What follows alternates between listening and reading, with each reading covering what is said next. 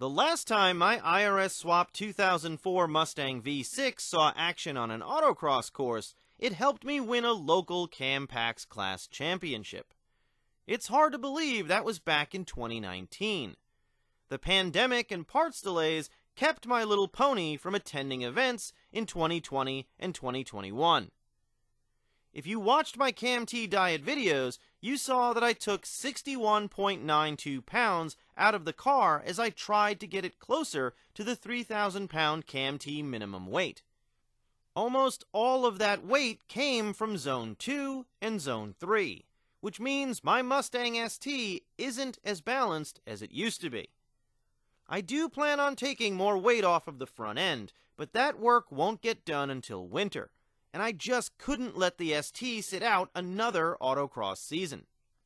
I'm using my 245/40/18 Rival S 1.5 tires for this event because the 315s I normally use are currently on an extended back order and I need to save rubber.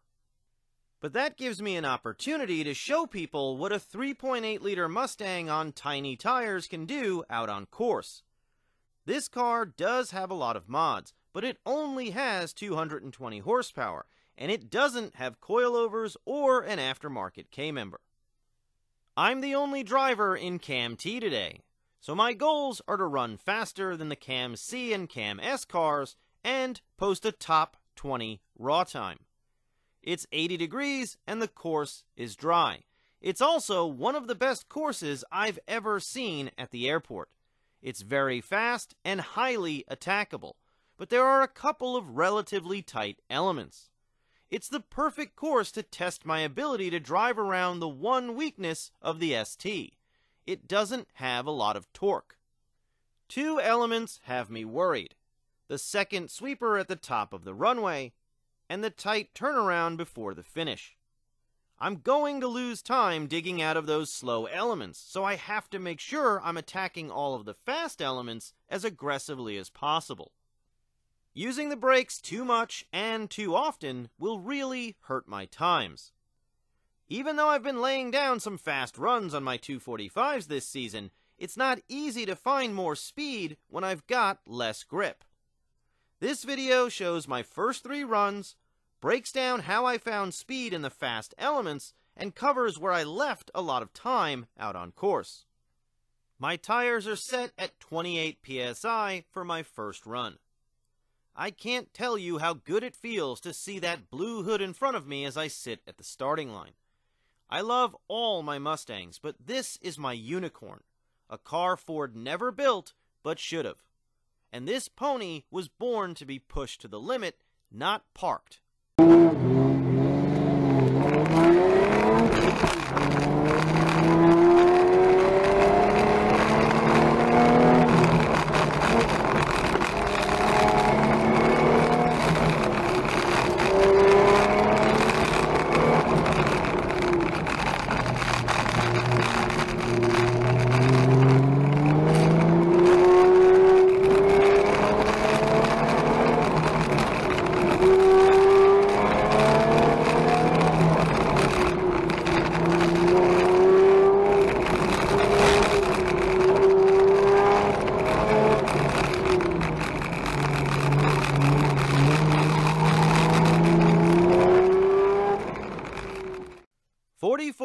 .872.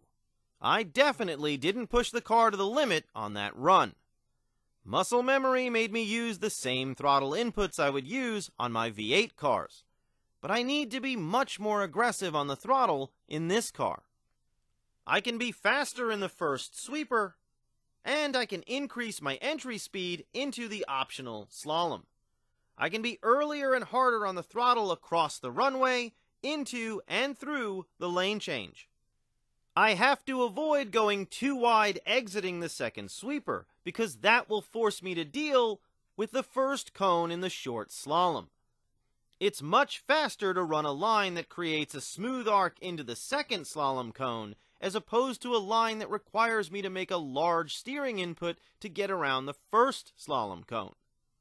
I can be faster exiting the short slalom and going past the single offset cone. I can be more aggressive back across the runway and through the eyebrow. There's a lot of time to be found in those elements, but only if I increase my duration of acceleration and eliminate braking in key areas. I use the brakes prior to initiating my turn across the runway, before turning into the lane change, and ahead of turning into the eyebrow. Because this car doesn't accelerate as quickly as my V8s, I lost a lot of time getting back up to speed.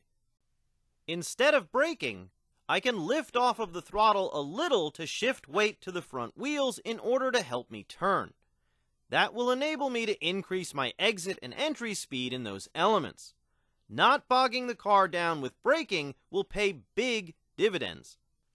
I've lowered my air pressure to 25 psi for my second run.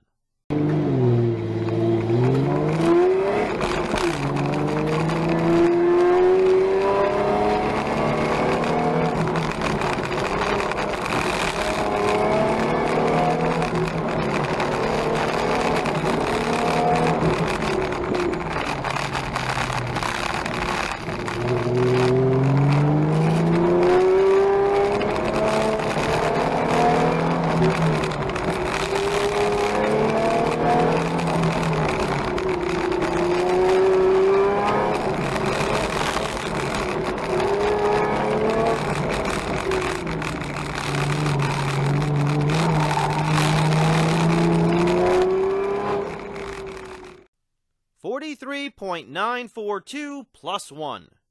0.93 seconds faster, not including the penalty.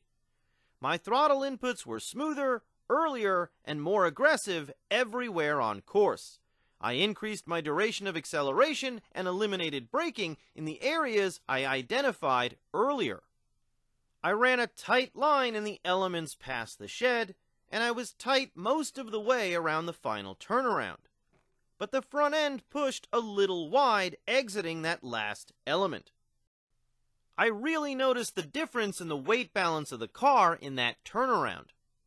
And of course, I hit a cone, which means this won't be my fastest run. But I'm less upset about what I hit than what I missed. There's a speed window in this element. This dogleg is faster than it looks, but I didn't attack it nearly as hard as I could have. The element was a little noisy, but not enough to be a distraction. It just didn't feel like I could throw the car through that hole without going sideways. But I can't blame it on my 245s. I never pushed the car hard enough to go beyond the limit of traction. Being slow through the dogleg was definitely due to driver error. My next run ended up being my fastest. I've kept my tire pressure at 25 psi for my third run.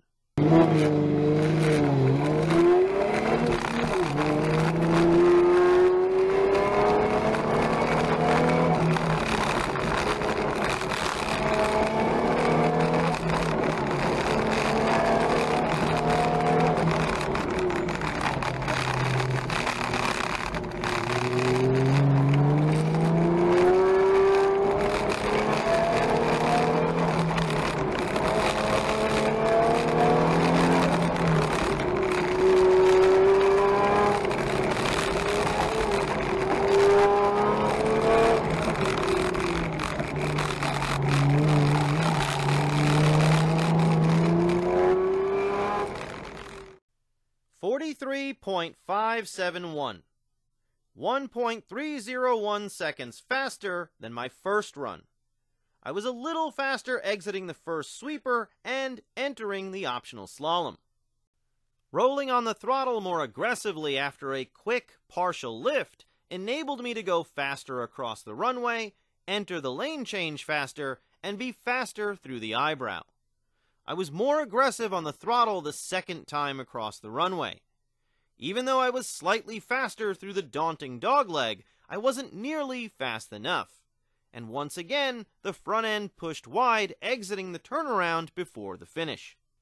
I had a novice in the car on my fourth run, and the ST is always slower with a passenger. On my fifth run, I got really sideways coming out of the turnaround before the finish. That mistake ruined my final run. It was a bit of an adjustment getting back into my V6 after such a long time. Autocrossing a car that doesn't have a lot of torque is a great way to test my driving fundamentals, because every mistake is magnified. Slowing down due to running the wrong line, using the brakes when I don't need to, or not properly attacking an element will cost me a ton of time. I did a good job of finding speed on half of this course, but I made some errors on the other half that slowed me down. Despite my mixed performance, I was really glad I brought the ST to this event. But can a Mustang with a 232 cubic inch motor and 245 tires run a respectable time at an autocross? Well, being the only car in Cam T, I took home the participation trophy. My goal was to post faster times than the Cam C and Cam S cars and run a top 20 raw time. I did manage to run faster than the 2016 Mustang in Cam C and the 2019 Corvette in Cam S, but my 43.571 raw time was 22nd out of 89 drivers, just shy of my goal. I built this car to prove that autocross is more about handling than horsepower. Every time I drive the ST, I'm amazed by how nimble it is. Even with the weight balance being off and 70 millimeters less rubber than usual on every corner, this car is a contender. And I hope it's also an inspiration. If you have a Mustang that doesn't have a lot of power or massive tires, you might not think it can be a competitive autocross car. But you can leave those doubts in the dust, because there's a warhorse inside every 79-04 Mustang. I'll post more results videos soon.